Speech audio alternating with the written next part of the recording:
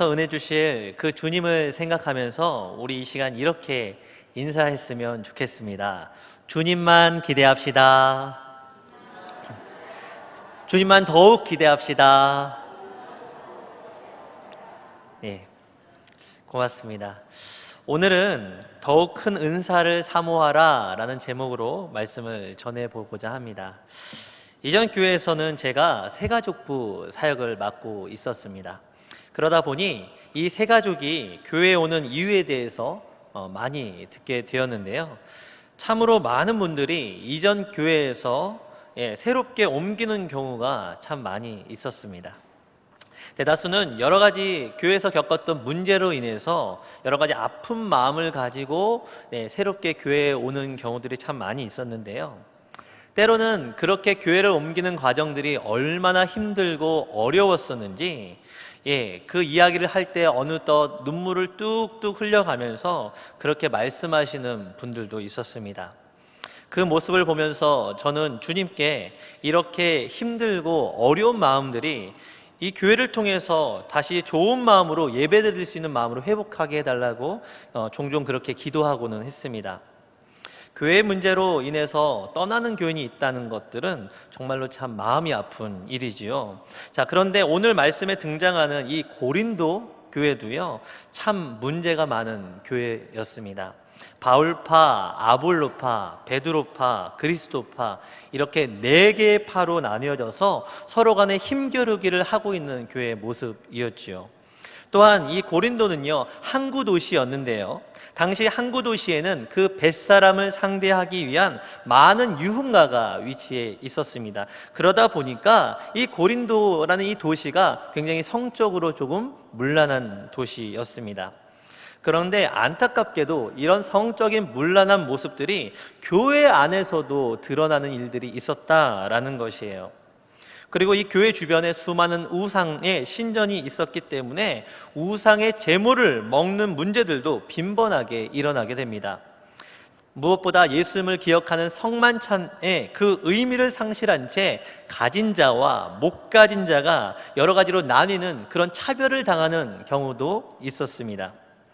고린도 교회가요, 이렇게 문제가 참 많은 교회였지만 사도 바울이 이 고린도 교회에 보낸 편지, 오늘 우리가 보았던 고린도 전서와 또 고린도 후서의 내용을 보면요, 끝까지 포기하지 않는 그런 사도 바울의 모습을 잘 볼 수가 있습니다.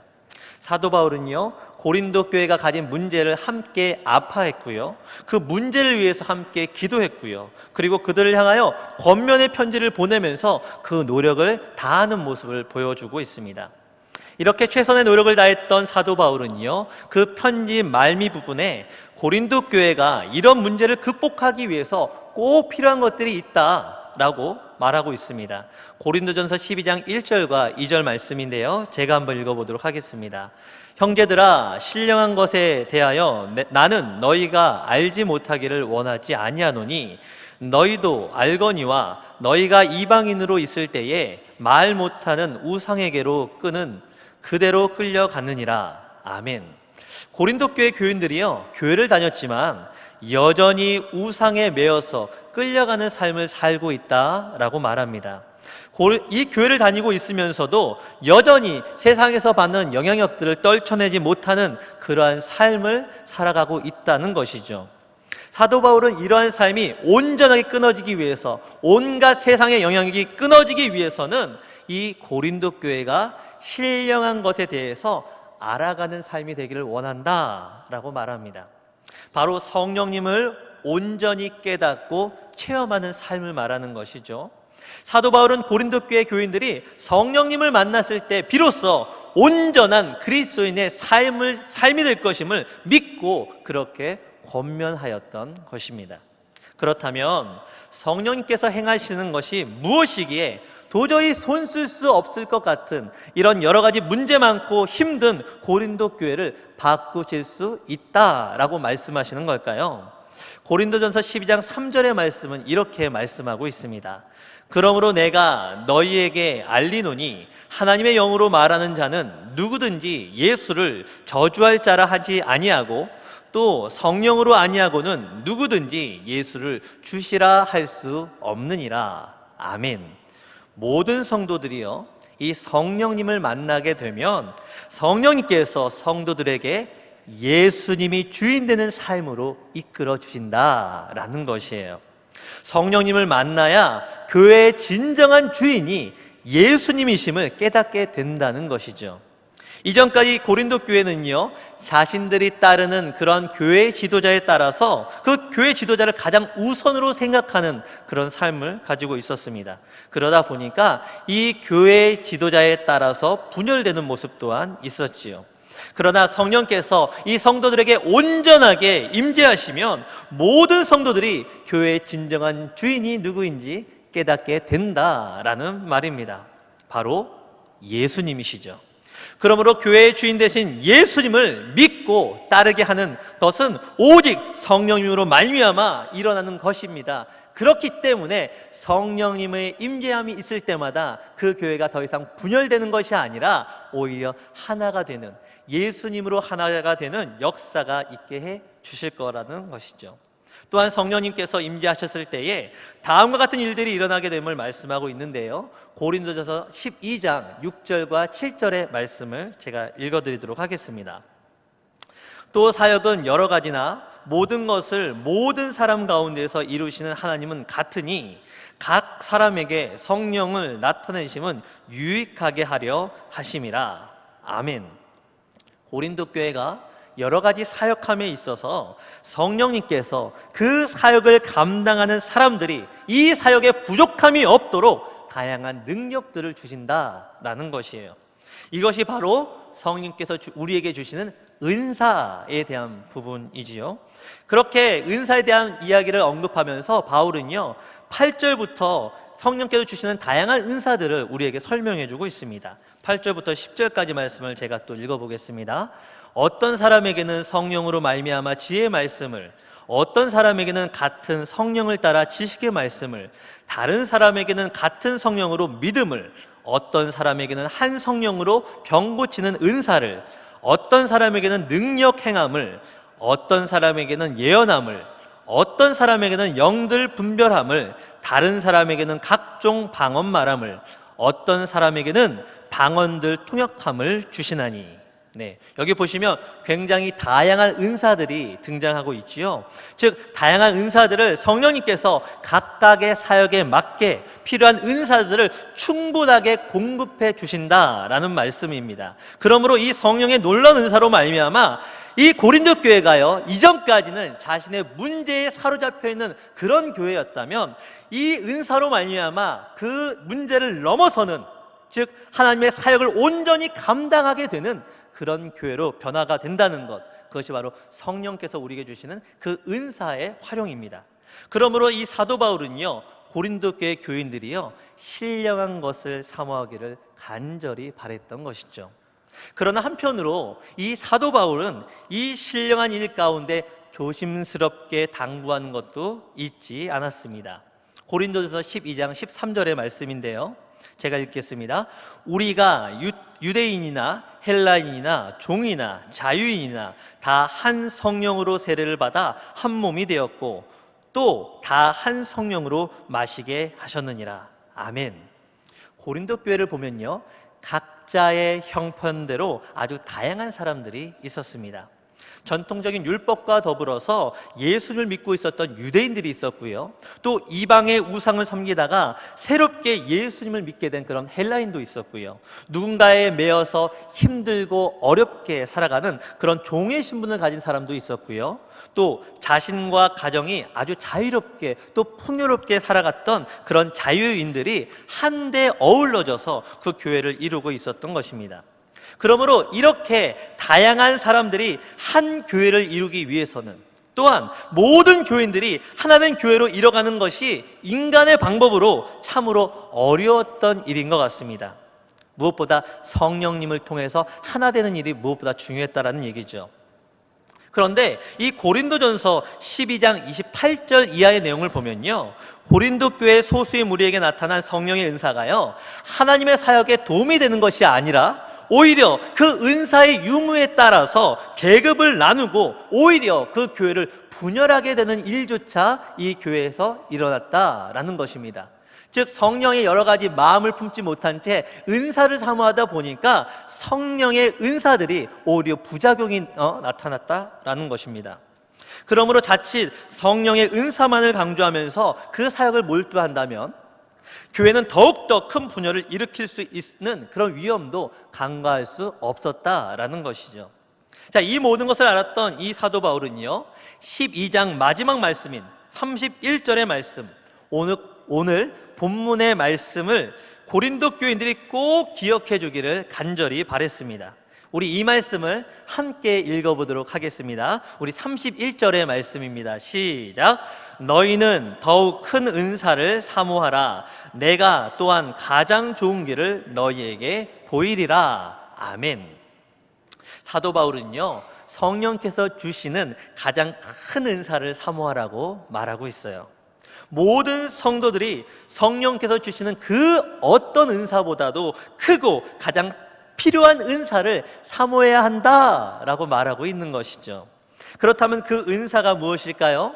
사도 바울은요 바로 다음에 등장하는 성경 말씀을 통해서 그 은사를 우리에게 잘 설명하고 있는데요, 그 말씀은 고린도서 13장 1절과 2절의 말씀입니다. 제가 읽어보겠습니다.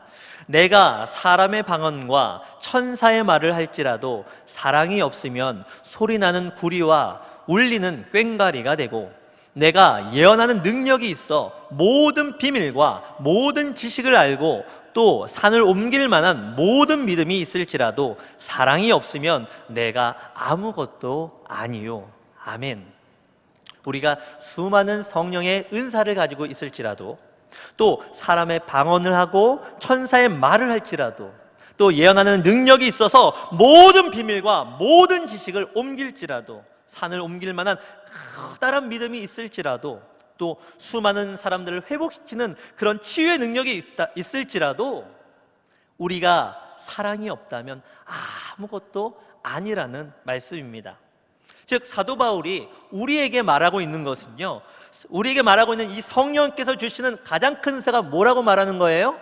바로 사랑이라는 거예요. 성령께서 우리에게 주시는 가장 큰 은사가 뭐라는 겁니까? 바로 사랑이라는 겁니다. 이것은요 우리가 실제로 예수님을 신뢰하고 따르는 이유이기도 합니다.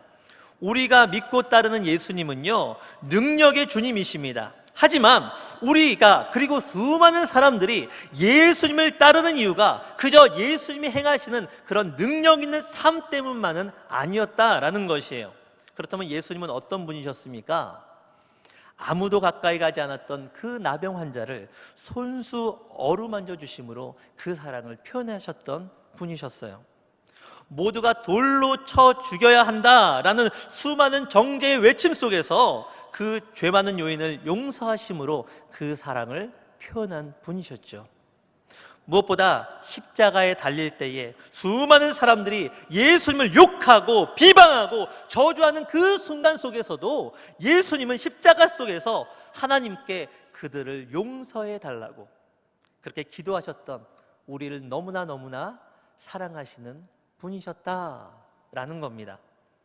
누구도 찾아가지 않았던 가난하고 연약한 곳에 찾아가셔서 그 사랑으로 행동의 본인이 되셨던 분, 바로 예수님의 그 사랑 때문에 많은 사람들이, 그리고 우리가 예수님을 따르는 것이라 믿습니다. 이처럼 예수님께서 그 사랑하는 것을 중요하게 여기셨던 것을 다음과 같은 말씀에서도 너무 잘 나타나 있는데요, 요한복음 13장 34절과 35절의 말씀을 제가 한번 읽어보겠습니다. 새 계명을 너희에게 주노니 서로 사랑하라.